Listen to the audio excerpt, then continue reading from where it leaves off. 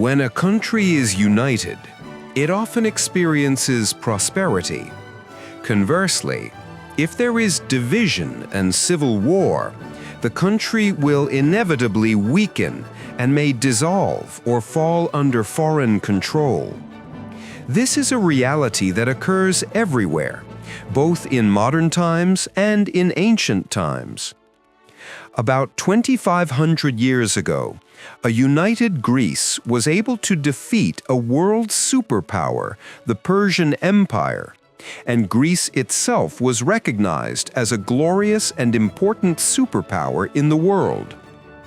However, Greece's glory came to an end when it became divided and focused on fighting among themselves in a war that historians call the Peloponnesian War.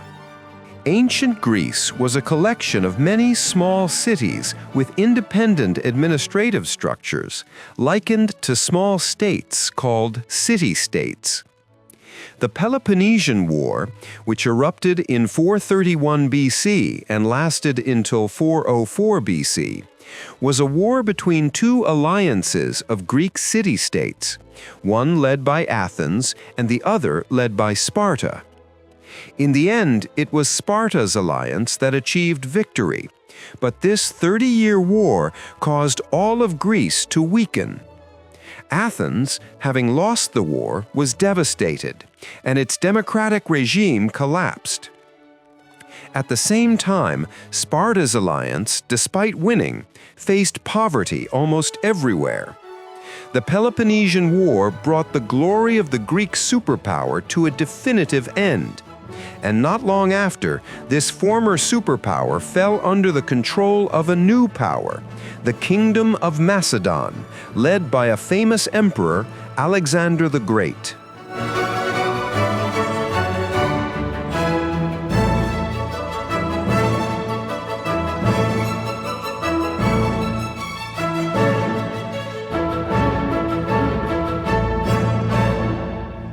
Macedon was historically a kingdom influenced by Greek culture. Alexander, the famous emperor of ancient Macedon, was a student of Aristotle, the Greek philosopher.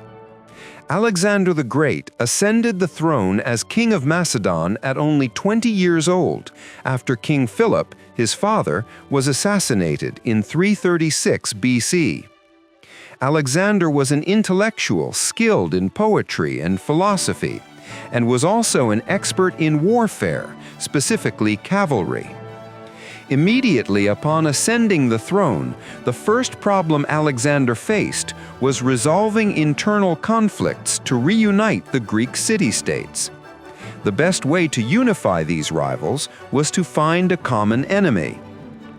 Alexander conceived an idea: to mobilize the Macedonian army together with all Greek forces to declare war against the Persian Empire as revenge for Persia's past invasions of Greece.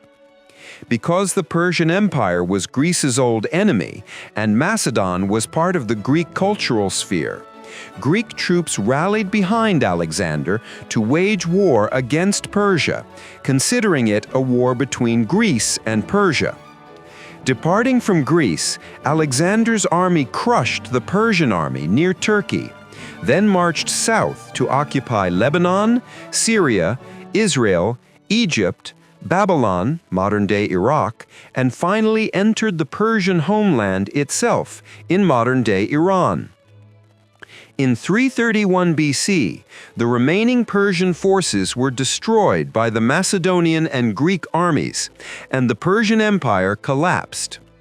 Alexander the Great declared himself the emperor of the world, replacing the Persian emperor.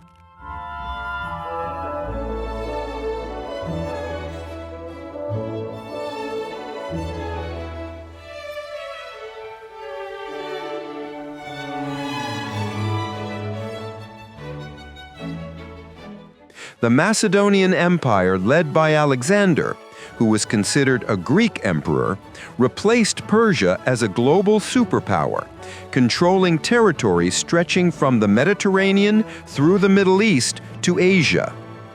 However, Alexander was not satisfied.